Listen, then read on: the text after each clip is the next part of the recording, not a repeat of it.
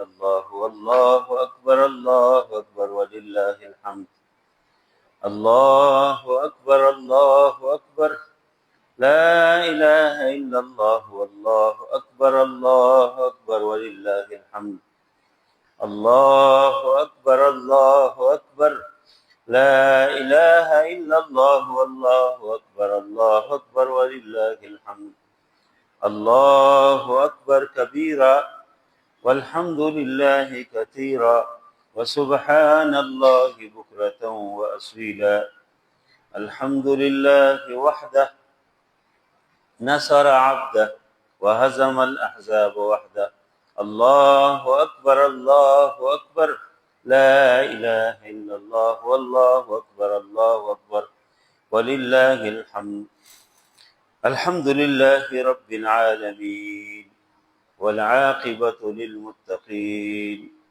والصلاة والسلام على رسوله محمد وآله وأصحابه أجمعين أما بعد فأعوذ بالله من الشيطان الرجيم بسم الله الرحمن الرحيم إنا أعطيناك الكوثر فصل لربك وانحر إن شانئك هو الأبتر وعن أبي هريرة رضي الله تعالى عنه قال قال رسول الله صلى الله عليه وسلم من وجد سعة لأن يضحي فلم يضحي فلا يقربن مصلانا صدق الله العظيم وصدق رسوله النبي الكريم ونحن على ذلك لمن الشاهدين والشاكرين والحمد لله رب العالمين اللهم صل على محمد وعلى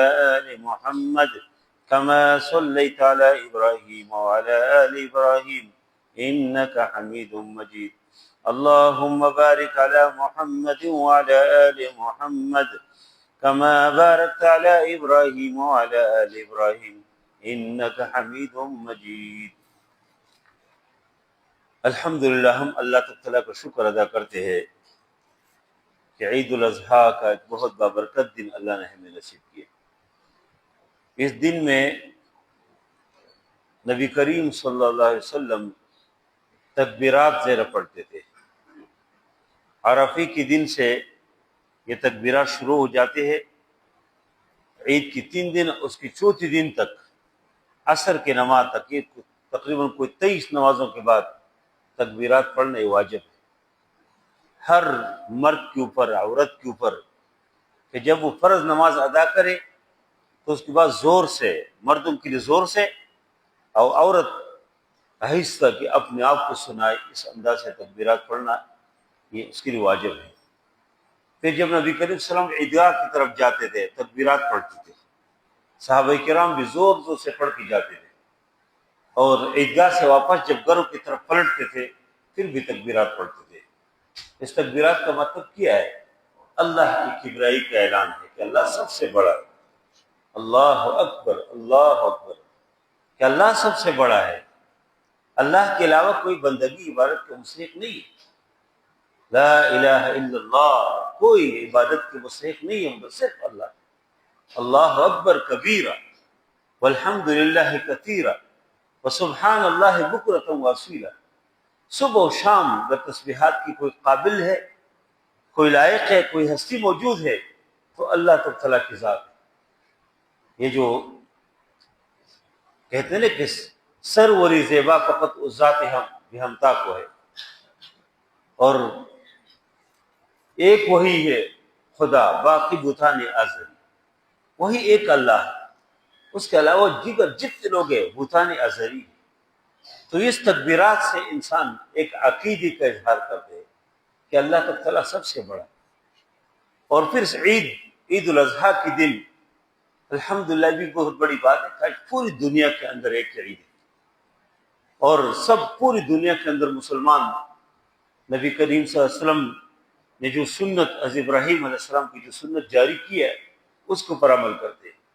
جو ابراہیم علیہ السلام نے بیٹے کے ذبح کے لیے تیار ہو گئے تھے مینا کے میدان میں، اور پھر بیٹے کے گلے کے اوپر چھری پھیر دی، اور اللہ تعالیٰ نے فرمایا کہ وفدیناہ بذبح عظیم، ہم نے ایک بہت بڑی قربانی اس کو دے دی، بہت بڑا ذبح اللہ نے دے دیا۔ اور اس کے نتیجے میں ابراہیم علیہ السلام اپنے بیٹے کو ذبح کرنا چاہ رہے تھے، لیکن ایک دبے کو ذبح کیا، ایک جنتی جانور کو ذبح کیا۔ اور اس کے بعد پھر پوری دنیا کے اندر جہاں مسلمان آباد ہے، اس یوم النحر کے دن، جس کو یوم النحر کہتے ہیں، قربانی کے دن ہے۔ نحر ویسے اونٹوں کے جو ذبح کا طریقہ ہے اس کو نحر بولتے ہیں، کہ اس کو کھڑے کر کے اور ادھر ان کے نیزہ مارتے ہیں، اس حلقوم کے نیچے کی سہ ہے اس کو نیزہ مارتے ہیں، اور اس کے نتیجے میں اس سے خون نکلتے اور خود بخود اس ذبح کے طریقہ ہے۔ چونکہ عرب کے اندر اونٹ زیر ذبح ہو جاتے تھے، اس سے نحر سے، یوم النحر سے تعبیر کیا۔ اور قرآن نے بھی، اللہ نے اس آیت کے اندر فرمایا کہ اِنَّا أَعْطَيْنَاكَ الْكَوْثَرَ، نبی کریم صلی اللہ علیہ وسلم کو فرمایا کہ ہم نے آپ کو کوثر عطا کیا۔ فَصَلِّ لِرَبِّكَ وَانْحَرْ، اپنے رب کے لیے نماز پڑھو۔ یہ جو عید الاضحیٰ کی نماز ہے، عید الفطر کی نماز ہے، یہ جو دیگر نماز ہے، اللہ نے حکم دیا فَصَلِّ لِرَبِّكَ، اپنے رب کی نماز پڑھو، وَانْحَرْ، اور نحر کرو، قربانی کرو، قربانی پیش کرو۔ اور پھر فرمایا کہ اِنَّا أَعْطَيْنَاكَ الْكَوْثَرَ، ہم نے آپ کو کوثر عطا کی۔ دیکھو اس دونوں کے درمیان، ابراہیم علیہ السلام اس سنت اور نبی کریم صلی اللہ علیہ وسلم کے درمیان یہ مطابقت ہے کہ ادھر حضرت اسماعیل علیہ السلام کے پاؤں سے اللہ نے زمزم جاری کیا تھا، زمزم کا چشمہ۔ بیٹا اسماعیل علیہ السلام چھوٹا ہے، پانی کی ضرورت ہے، پیاس لگے، اپنے پاؤں کو وہ رگڑ رہے، اور ایڑیوں کے رگڑ سے اللہ نے زمزم کے ایک چشمہ اللہ نے جاری کیا۔ اور اس کے والدہ نے، بی بی ہاجرہ رضی اللہ عنہا نے اسی کو روکنے کی کوشش کی، جو زمزم ہے، زمزم کا مطلب قف قف، رک جائے رک جائے، پانی کو روکنے کی کوشش کی۔ اور اس وجہ سے بھی کہ ایک بے آب و گیا ایک میدان ہے، ایک چٹیل میدان ہے، پہاڑوں کے درمیان کوئی پانی نہیں ہے، اور بچے کے پاؤں کے رگڑ سے کچھ نہ کچھ پانی نکل آئے، تو والدہ کی خواہش تھی کہ پانی ضائع نہ ہو، کس طرح کا روکے تاکہ پیے، خود بھی پیے اور بچے کو پلائے۔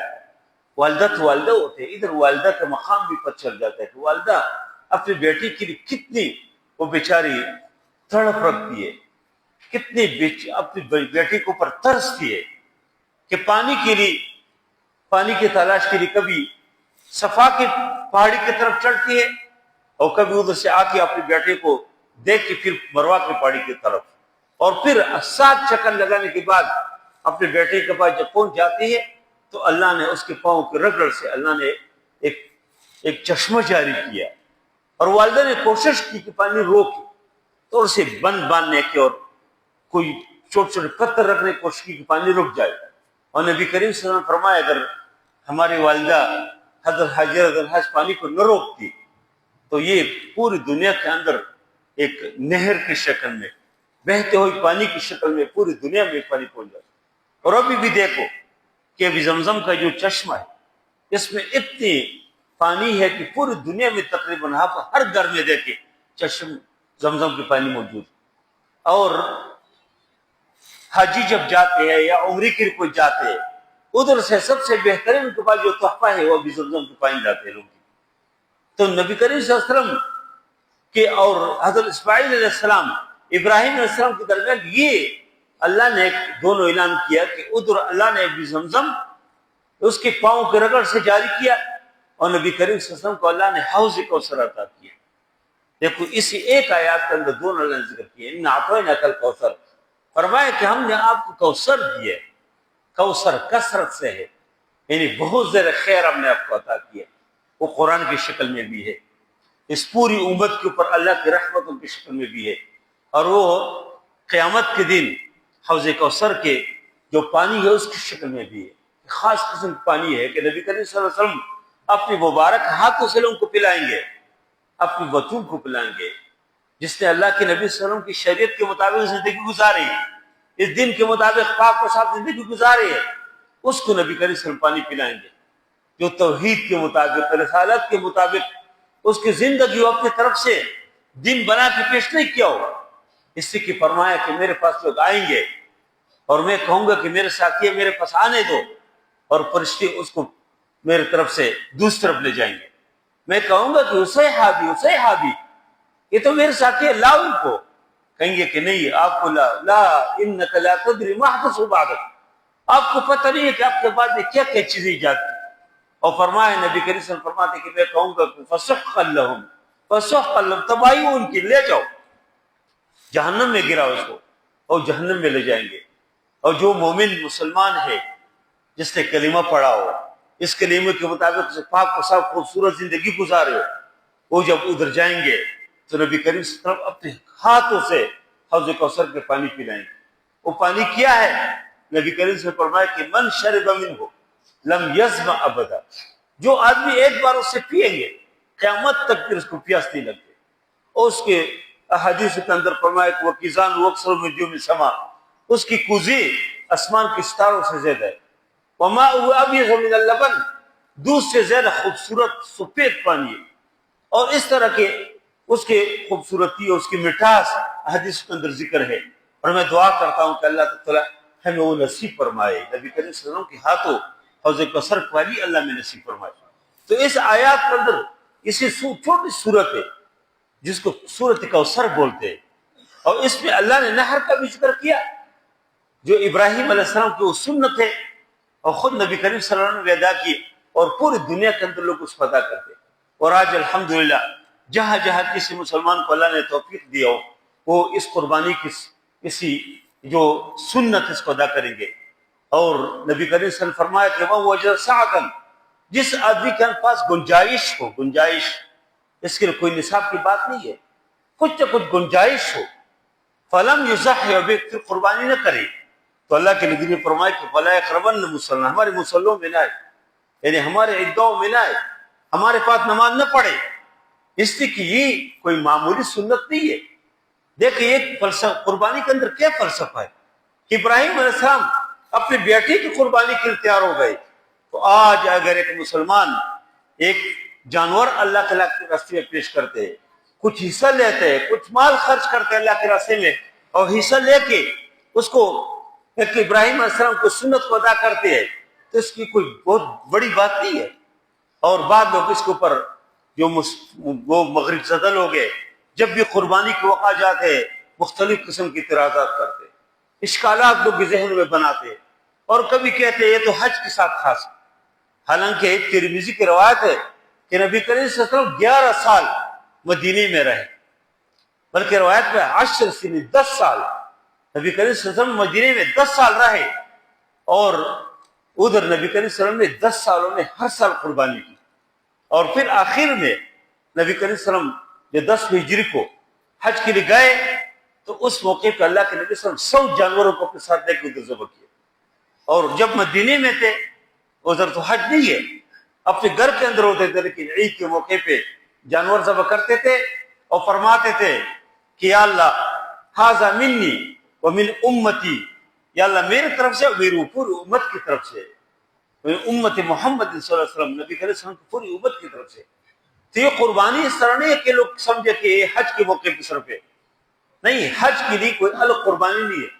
ہاں کوئی آدمی اگر حج تمتع حج قران الگ تفصیل ہے، حج تمتع کہ ایک آدمی گیا ہو حج کے لیے ساتھ عمرہ بھی کیا، پہلے عمرہ کیا پھر حرام کھول کے پھر حج کرتے، یا گیا ہو ادھر حج کے لیے لیکن جس حرام میں گیا پہلے عمرہ کیا پھر اسی حرام میں حج کرتے، تو اس کو خوشی میں ہدیہ پیش کریں گے. فمن تمتع بالعمرۃ الى الحج فما استيسر من الحج، تو ہدیہ دیں گے. وہ الگ ہے، اگر نہیں دے سکتے پھر یہ ہے کہ 10 دن کے روزے رکھیں گے، 3 دن ادھر رکھیں گے، ثلاثۃ ایام فی الحج و7 اذا رجعتم، 3 ادھر رکھیں گے 3 دن، اور 7 دن جب واپس آ جائیں گے ادھر رکھیں گے. کہنے کا مطلب ہے کہ قربانی اس طرح کا عمل ہے کہ اس کے حج کے ساتھ کوئی تعلق نہیں ہے. کوئی ادھر ہے ادھر قربانی کے اس کے استطاعت بھی نہ کرے، وہ حج تمتع حج قران نہیں ہے، نہیں کر سکتے نہ کرے. لیکن جو آدمی ادھر ہے تو جو حج تمتع حج قران والے ہو تو الگ کریں گے، لیکن اس کے اوپر یہ قربانی جو واجب ہو یہ الگ کریں گے، الگ ادا کریں گے. ضروری ہے کہ قربانی بھی دے. تو لوگ ایک تو یہ اعتراض کرتے ہیں کہ اس کی ضرورت کیا ہے جی، ہاں یہ تو صرف حج کے ساتھ ہے. تو اللہ کے نبی صلی اللہ علیہ وسلم جب مدینے میں جب تک تھے تو مدینے میں اللہ کے نبی صلی اللہ علیہ وسلم نے قربانی کیا، اور جب حج پہ گئے تو پھر تو سب جانوروں کو ساتھ لے کے اور ذبح کیا اللہ کے نبی صلی اللہ علیہ وسلم نے، کچھ اپنے ہاتھوں سے کیا اور کچھ حضرت علی ہو سکا کہ تم ذبح کرو، اس نے ذبح کیا۔ اور بعد لوگ جب بھی اس طرح موقع آ جاتے ہیں، لوگوں کو یاد آ جاتے ہیں، بھائی تم اتنے پیسے کیوں خرچ کرتے ہو، یہ تو کسی غریب کو دے کو شادی کرے، اور اس کسی غریب کے لیے فلان کام کر دے ہو، یہ صرف لوگوں کے ذہن میں شکوک ڈالنا چاہتے ہیں۔ اس طرح لوگ جب یہ کرسمس آ جاتے ہیں تو اس کو نہیں کہتے کہ پوری دنیا میں تم جو پودوں کے اوپر بھی پھول ڈالتے ہیں اور چراغاں کرتے ہیں اور پتہ نہیں کس کس انداز سے خوشیاں مناتے ہیں، ایک ایک کیک کے اوپر کتنی خرچی کرتے، تو وہ پیسے کو کوئی نہیں کہتے کہ تم اس کو خیر کام میں لگاؤ۔ لیکن جب یہ قربانی کے موقع پہ لوگ یہ بات کرتے ہیں کہ اس طرح لوگ کہتے ہیں اس سے کوئی رفاہی کام کرو، کوئی خیر کی کام کرو، اور اس سے تو جانور کم ہو جاتے ہیں، یہ سارے شکوک کے لوگ ذہن میں ڈالتے ہیں۔ ایک تو یہ ہے کہ اس قربانی کے یہ واجب ہے، اللہ کے نبی صلی اللہ علیہ وسلم نے کام کیا، اللہ کے نبی صلی اللہ علیہ وسلم نے اس کو حکم دیا، اور اسلام اور شریعت کو اس کا حکم دیا ہو، سنت ابراہیمی ہے اس کو ادا کرنے کے، اس کے راستے میں۔ جس طرح کل کوئی کہیں گے کہ فرض نماز کیوں پڑھتے، فرض نماز کے بجائے جاؤ کسی جگہ پہ کھڑے ہو جائے، کوئی اور خیر کے کام کرو، یہ جمعہ کیوں پڑھتے، ادھر جاؤ کہ فلان کام کرو، یہ لوگوں کی ذہن میں صرف شکوک ڈالتے، اور یہ بھی اعتراض کرتے کہ اس سے جانور کم ہو جاتے۔ بھائی کیسے کم ہو جاتے؟ اب دیکھ کہ بکری کی کتنی ذبح ہے، دیکھیں بکری کے ریوڑ کے اوپر ریوڑ ہے، اب دیکھ گائے کتنے ذبح ہو جاتے، اور کتنے ذبح ہو جاتے، جتنے قربانی کے جانور ہیں اب دیکھ کتنے ذبح ہو جاتے، لیکن کس سے دیکھ کر کم ہو، اس میں اضافہ ہو جاتے۔ اب کتوں کو دیکھ کے کتے کی کوئی ذبح ہے، حالانکہ ایک ایک کتی کے 7 بچے ہو جاتے، بکری کے تو زیر 2، گائے کے 1 یا 2، لیکن پھر بھی ریوڑ کے اوپر ریوڑ ہے۔ اس وجہ ہے کہ یہ برکت آ جاتے، وہ کہتے ہیں جس چشمے سے پانی نکلتے وہ پانی اس پہ اور بھی اضافہ ہو جاتے، لیکن جس کنویں سے آپ پانی نکالنا چھوڑے وہ خود بخود خشک ہو جاتے۔ اس قربانی میں اللہ نے خیر دیا، اللہ نے برکت دیا۔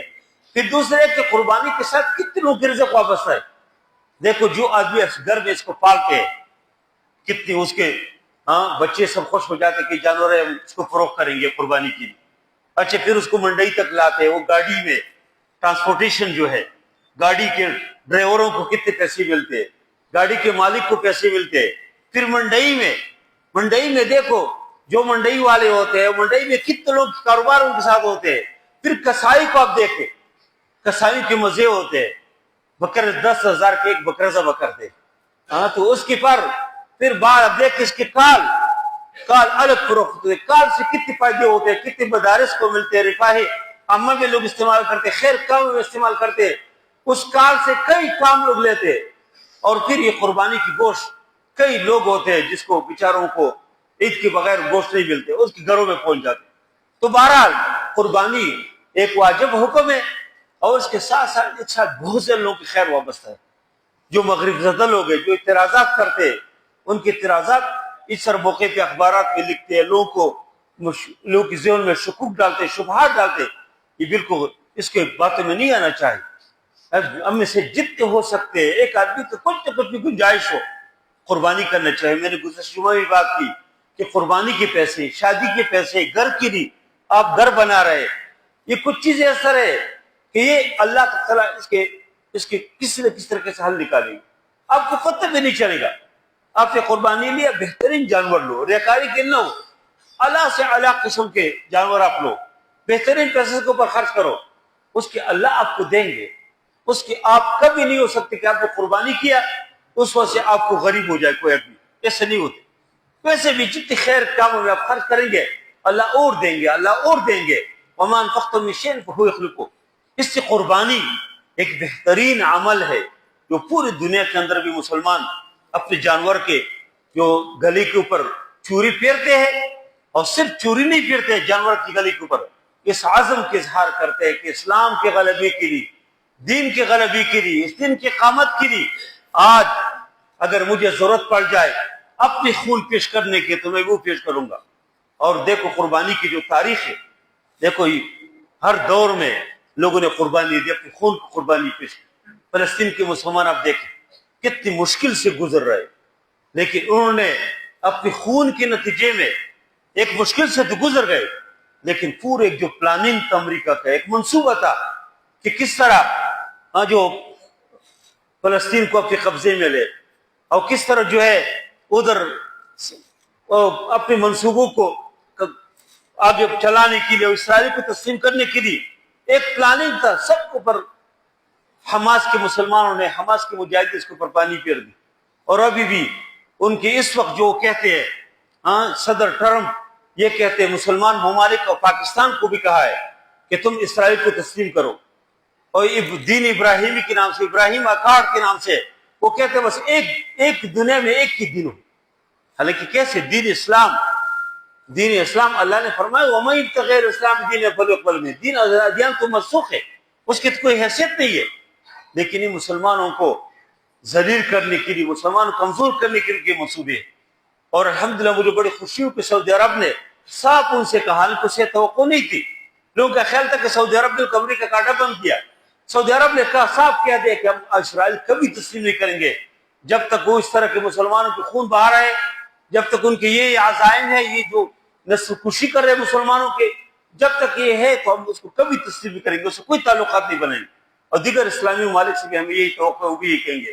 بہرحال یہ قربانی ہے، قربانی کی تاریخ ہے، خون، اس کے نتیجے میں اسلام غالب ہو جاتے ہیں۔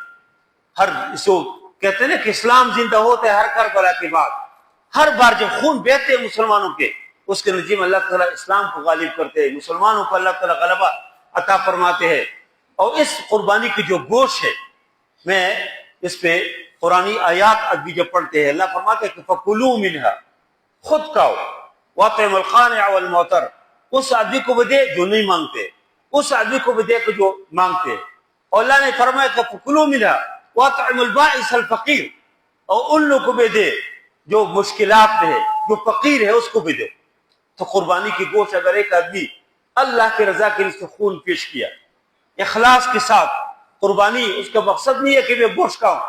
اللہ نے فرمایا لا ينال الله لحومها ولا دماؤها ولكن يناله التقوى منكم، اللہ کو خون کی ضرورت نہیں ہے، اللہ تعالیٰ گوشت کی ضرورت نہیں ہے، اللہ کو تقوی چاہیے۔ آپ کی دل کیا ہے؟ تو ایک آدمی اگر صرف اللہ کی رضا کے لیے قربانی دی ہے اور مقصد صرف اللہ کی رضا ہو اور یہ سنت ابراہیمی کی ادائیگی ہو، خون بہایا، اس کے بعد اگر مکمل گوشت اپنے گھر میں لائے، خود کھائے، گوشت مقصد نہیں ہے، لیکن گوشت لائے کھائے خود، طب قربانی کے اوپر کوئی اثر نہیں ہوتے اس کے۔ لیکن ایک مسلمان کتنے کھائیں گے، کتنے کیا کریں گے؟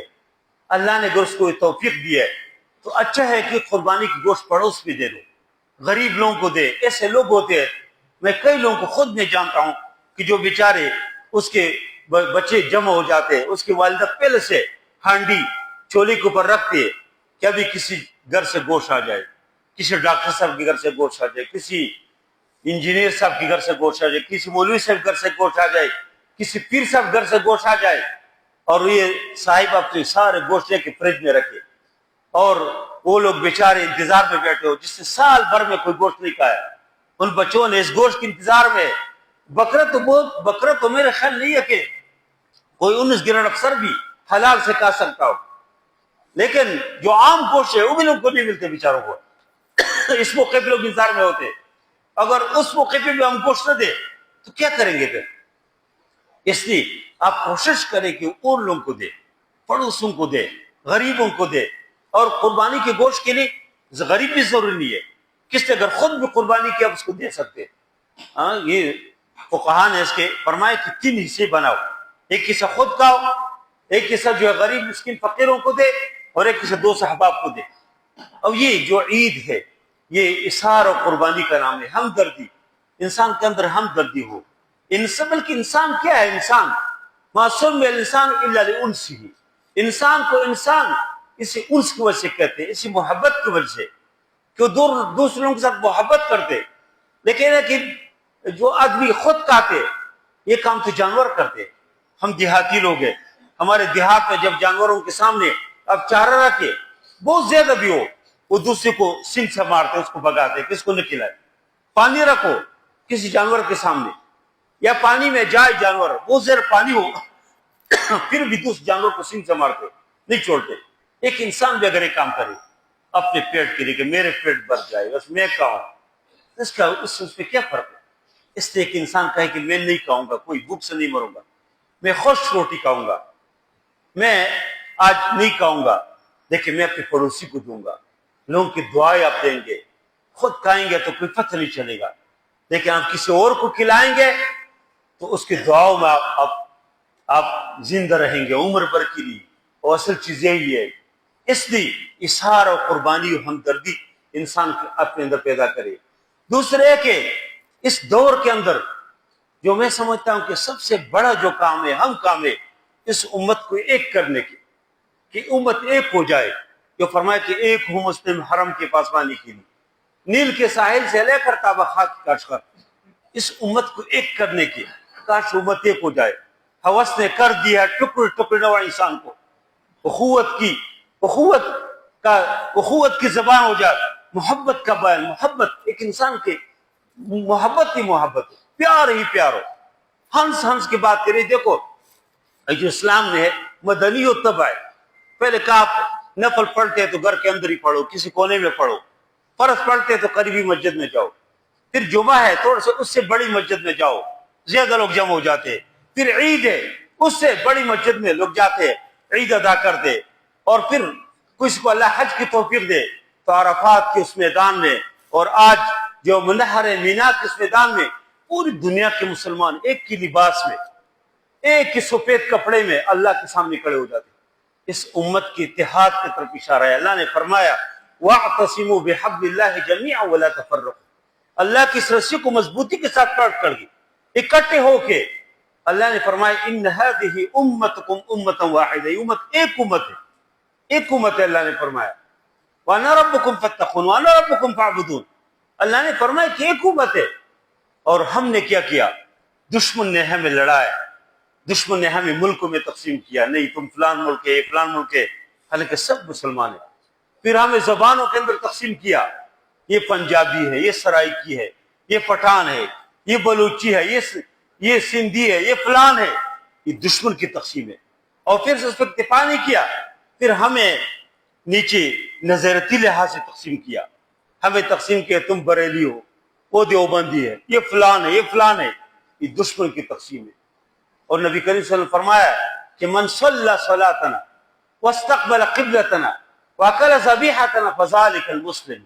اللہ کے نبی نے فرمایا کہ جو ہمارے طرح نماز پڑھتے ہیں، من صلی صلاتنا ہمارے نماز، واکل ذبیحتنا ہمارے ذبیحہ کھاتے ہیں، واستقبل قبلتنا اس قبلے کی طرف رخ کرتے ہیں، فرمایا فذلک المسلم مسلمان ہے.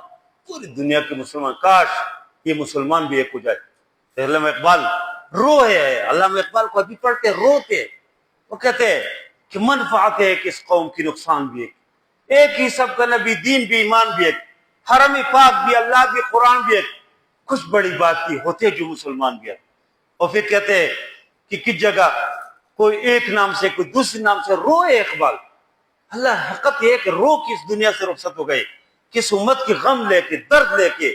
اس دور کے سب سے بڑا جو کام ہے اور سب سے بڑی جو خدمت ہے، اس امت کو ایک کرو. میں نے پہلے ذکر کیا تھا کہ ان سوئی کام ادبی سوئی کا کام دے. ایک شیخ الحدیث حدیث پڑھاتے تھے، سال کے آخر میں طلبہ نے ان سے کہا کہ استاد جی ہمیں کوئی نصیحت کرو، ابھی ہم رخصت ہو رہے ہیں، ہمیں کوئی نصیحت کرو. وہ اپنے کمرے میں گیا، ایک سوئی نکالا، ایک جو ہے اس نے کینچی نکالا اور کہا کینچی نہیں بننا، کینچی کام کیا رہے کاٹنا، کہ سوئی بنو. سوئی سے کیا ہوتے ہیں؟ دو کپڑے ایک ہوتے ہیں. اس لیے ہم سب سوئی کا کام کریں گے، اس امت کو ایک کریں گے. وہ جوان پریشان ہوتے گھر سے کس مسجد میں جائے، بریلی کی دیوبندیوں میں کدھر جائے. یہ کہتے ہیں وہ اس کے پیچھے نماز کہتے ہیں، نہیں، ہر آدمی کے پیچھے نماز ہوتے ہیں، سب مسلمان الحمدللہ. تو اس لیے ہم اس پر اللہ تعالیٰ کا شکر بھی ادا کرتے ہیں.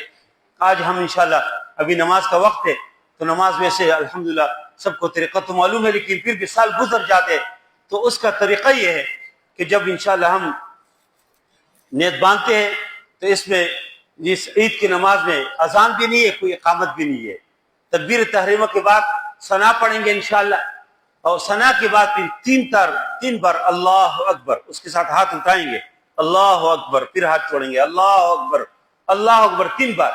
پھر اس کے بعد انشاءاللہ قرات سورۃ فاتحہ و قرات، پھر رکوع میں جائیں گے اور رکعت مکمل، دوسری رکعت میں جب اٹھیں گے پھر یہی طریقہ ہے کہ جب سورۃ فاتحہ پڑھو اور کچھ صورت میں لاؤ، رکوع میں جانے سے پہلے پھر 3 بار تکبیرات، اس کو تکبیر زوائد بولتے ہیں، اللہ اس کے ساتھ ہاتھ اٹھائیں گے اور پھر چوتھی تکبیر کے ساتھ ہم رکوع میں جائیں گے، اور پھر انشاءاللہ نماز کے بعد جو خطبہ ہے وہ سننا واجب ہے، خطبہ سنیں گے، اس کے بعد دعا کریں گے اور اپنی محبت کے ساتھ پھر رخصت ہو جائے ایک دوسرے کے بعد میں، ابھی تو قربانی ہے، بعد میں ایک دوسرے گھروں میں جائے، ایک دوسرے کے ساتھ خیرت دریافت کرے، کوئی ایک دوسرے کام آ سکتے، یہی اصل چیز ہے۔